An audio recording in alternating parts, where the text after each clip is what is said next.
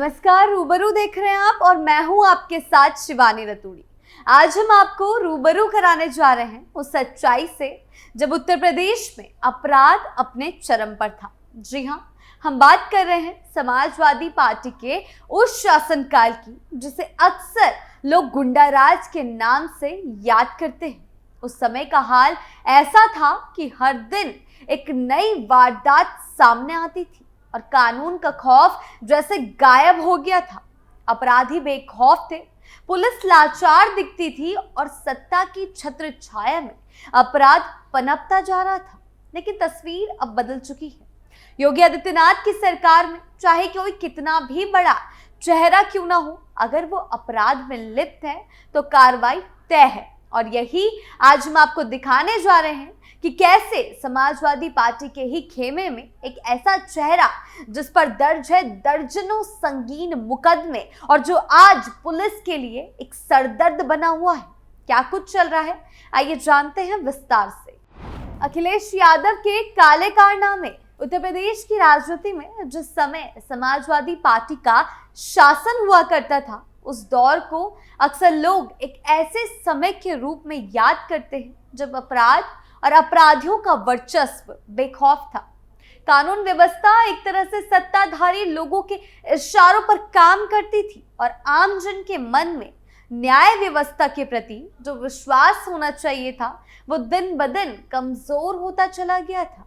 गुंडागर्दी, रंगदारी और खुलेआम हिंसा जैसे मामलों में जिस तरह से इजाफा हुआ करता था, वह सिर्फ आंकड़ों में नहीं बल्कि सड़कों पर, बाजारों में, थाना परिसरों में और यहाँ तक कि विधानसभा तक में साफ झलकता था।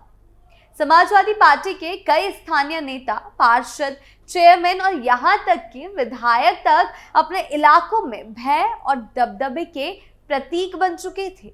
आम जनता को न्याय की आस किसी कोर्ट या थाने से नहीं बल्कि सत्ताधारी नेता की कृपा पर टिकी रहती थी। ऐसे माहौल में अपराधी चाहे वे किसी भी संगीन अपराध में संलिप्त क्यों ना हो, राजनीतिक संरक्षण की चादर में पूरी तरह से ढके रहते थे। कानून का कोई डर उनके चेहरे पर झलकता ही नहीं था और यदि किसी मामले में पुलिस कार्रवाई करती भी थी तो राजनीतिक दबाव के चलते मामला या तो दबा दिया जाता था या जांच को इतनी जटिल बना दिया जाता था कि निष्कर्ष तक पहुंचते पहुंचते वर्षों बीत जाते थे। सपा खेमे में मचा हड़कंप। ऐसे ही सपा शासनकाल की एक जिंदा मिसाल बने हैं गुलशन यादव। जी हां, हम बात कर रहे हैं गुलशन यादव की, जो सपा खेमे में थे, जो कुंडा नगर पंचायत के पूर्व चेयरमैन और समाजवादी पार्टी के कार्यवाहक जिला अध्यक्ष के रूप में जाने जाते हैं। गुलशन यादव का नाम राजनीति में जितना सक्रिय था उतना ही डरावना नाम उनका आपराधिक इतिहास भी रहा है। उनके खिलाफ दर्ज मामलों की संख्या जब 50 के पार पहुंच गई तो ये बात सिर्फ प्रशासन तक सीमित नहीं रही बल्कि मीडिया, समाज और कानून के स्तर पर भी हलचल मचाने लगी। गुलशन यादव के खिलाफ हत्या का प्रयास, रंगदारी, लूट, आर्म्स एक्ट और गैंगस्टर एक्ट जैसी धारा के तहत कुल 53 मामले दर्ज हैं। और ये कोई मामूली संख्या नहीं है। कोई भी सामान्य व्यक्ति अगर एक भी संगीन अपराध में शामिल पाया जाए तो कानून उसे वर्षों तक सलाखों के पीछे रखने की सजा देता है।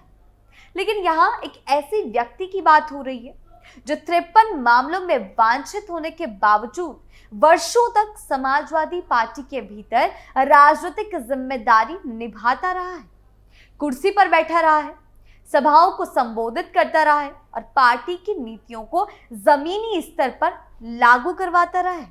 यही वह असली तस्वीर है जो ये दिखाती है कि कैसे अपराध और राजनीति का गठजोड़ समाज के लिए एक घातक उदाहरण बनता चला गया।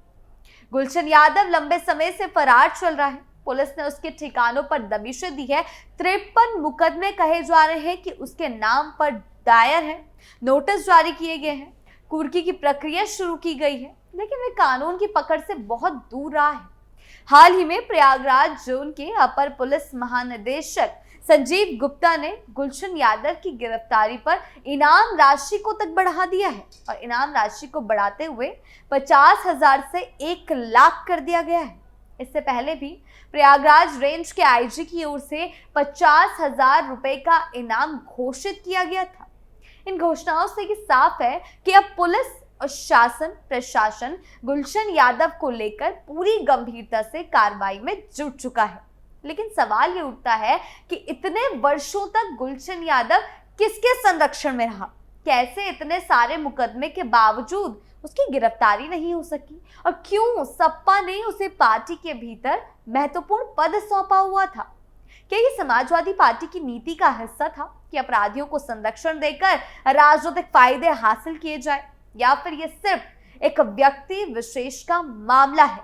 इन सभी सवालों के जवाबों से ज्यादा बड़ा सवाल यह है कि क्या आम जनता को वास्तव में भरोसा दिया जा सकेगा कि अब कानून सबके लिए एक जैसा है? जिस तरीके से अखिलेश के शासन में ये सब हुआ करता था, कोई कार्रवाई नहीं हुआ करती थी, तो उससे एक जनता के मन में एक भय की स्थिति पैदा हो गई थी, जो आज खत्म हो रही है। गुलशन यादव की राजनीतिक पृष्ठभूमि पर नजर डालें तो एक समय वे कुंडा के कद्दावर नेता और विधायक रघुराज प्रताप सिंह उर्फ राजा भैया के नजदीकी माने जाते थे।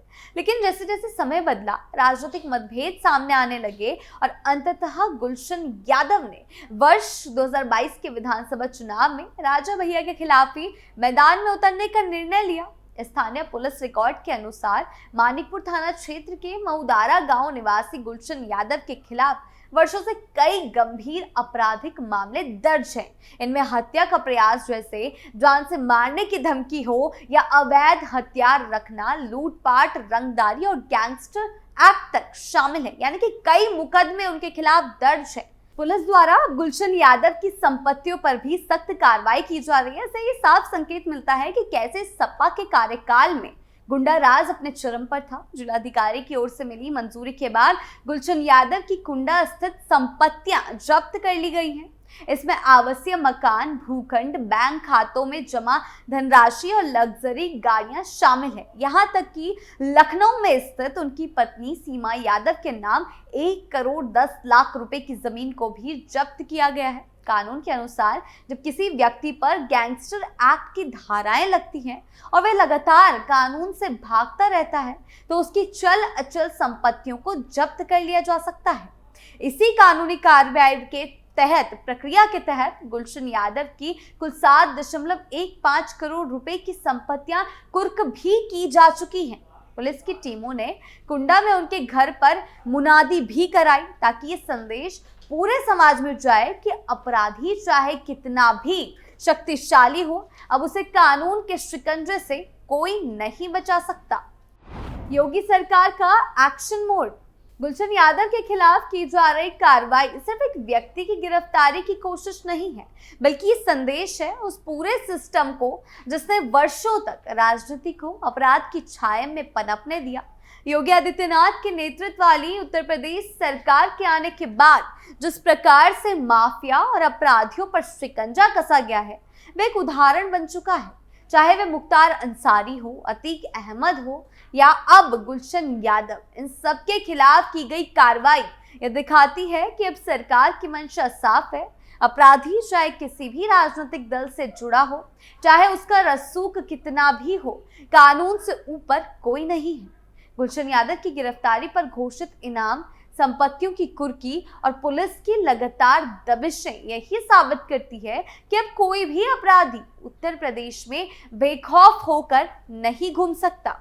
गौर करने वाली बात यह भी है कि समाजवादी पार्टी अब तक इस मुद्दे पर पूरी तरह से चुप्पी साधे हुए है। जिस तरह से गुलशन यादव के खिलाफ इतने गंभीर आरोप हैं और उसके बावजूद भी वे पार्टी में महत्वपूर्ण पद पर बना रहा, ये दर्शाता है कि सपा में अपराधियों को संरक्षण देना सिर्फ अपवाद नहीं है, बल्कि एक संगठित रणनीति का हिस्सा रहा है।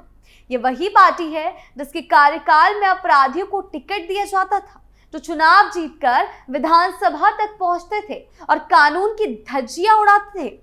ऐसे समय में जब पूरा देश गुंडा राज से मुक्ति की ओर बढ़ना चाहता है, सपा का ये रवैया उसकी छवि को और अधिक धूमिल करता है।